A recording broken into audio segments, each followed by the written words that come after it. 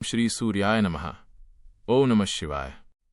भगवान सूर्यदेव की कृपा से आप सभी भक्तों का जीवन सुख समृद्धि और धन धान्य से परिपूर्ण रहे। प्रिय भक्तों, आज हम रविवार व्रत की एक अत्यंत प्राचीन और चमत्कारी कथा का श्रवण करेंगे।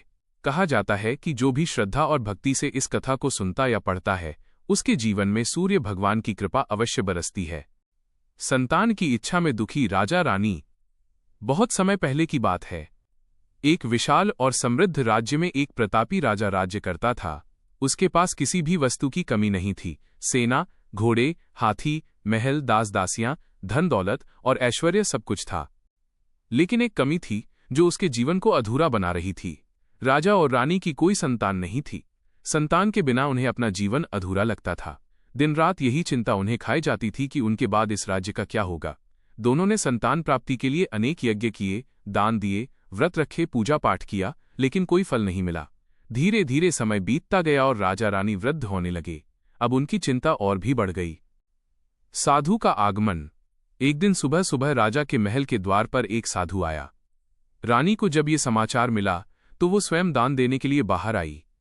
उसके हाथ में चावल से भरा सोने का कटोरा था। जब वो साधु को भिक्षा देने लगी तो साधु ने रानी के चेहरे पर छाई उदासी देख ली।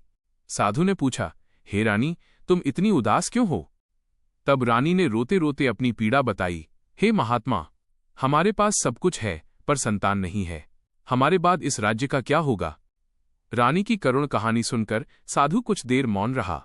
फिर उसने कहा, हे रानी, चिंता मत करो, तुम्हें पुत्र की प्राप्ति अवश्य होगी। लेकिन तुम्हारा पुत्र केवल 16 वर्ष तक ही जीवित रहेगा। ये सुनकर रानी का हृदय कांप उठा। फिर भी संतान की आशा में उसने साधु का आशीर्वाद स्वीकार किया। साधु ने अपनी झोली से थोड़ी सी भस्म निकालकर रानी को दी और कहा, इसे तुम और राजा मिलकर ग्रहण करो, तुम्हें शीघ्र ही पुत्र की प्राप्ति होगी। राजकुमार का जन्म। रानी ने राजा को सारी बात बताई और दोनों ने श्रद्धा से वो भस्म ग्रहण कर ली। कुछ ही समय बाद रानी गर्भवती हो गई। राजा रानी की खुशी का ठिकाना नहीं रहा। समय आने पर रानी ने एक सुंदर और तेजस्वी पुत्र को जन्म दिया। सारे राज्य में उत्सव मनाया गया। 8 दिन तक राज्य में खुशियां मनती रहीं।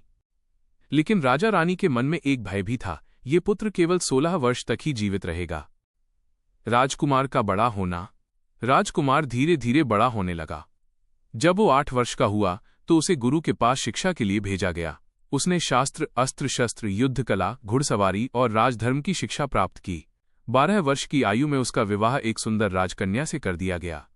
राजा रानी अपने पुत्र को बहुत प्रेम करते थे और उसकी हर इच्छा पूरी करते थे। रहस्यमयी रातें। जब राजकुमार का 16वां वर्ष शुरू हुआ तभी एक विचित्र घटना होने लगी। हर रात वो आधी रात को उठकर कहीं चला जाता और सूर्योदय से पहले वापस आकर सो जाता। उसकी पत्नी ये सब देखकर चिंतित रहने लगी। एक दिन उसने महल में फूल देने आने वाली एक बुढ़िया मालिन को अपनी चिंता बताई। मालिन ने उसे सलाह दी, आज रात जागना और देखना कि तुम्हारा पति कहाँ जाता है।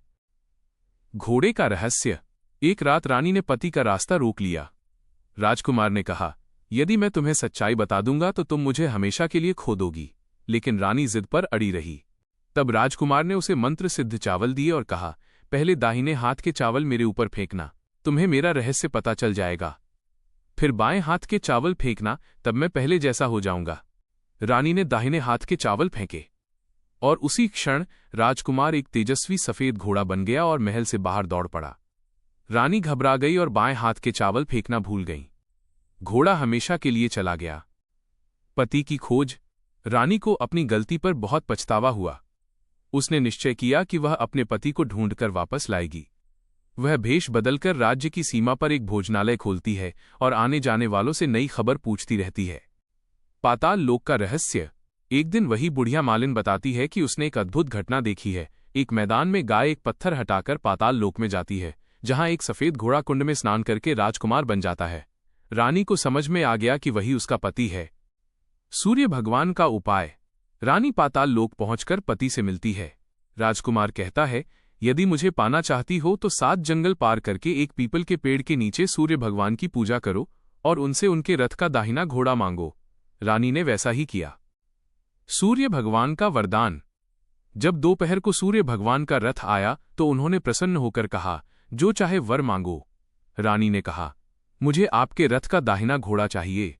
सूर्य भगवान समझ गए कि वो घोड़ा ही राजकुमार है। उन्होंने वचन निभाया और रानी को वो घोड़ा दे दिया। पुनर्मिलन।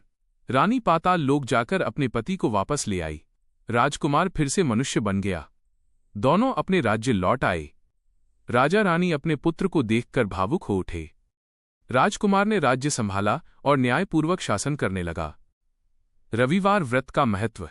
राजकुमार ने घोषणा की, जो भी श्रद्धा से रविवार को सूर्य भगवान का व्रत करेगा और अर्घ्य देगा, उसके जीवन में सुख, समृद्धि और स्वास्थ्य बना रहेगा।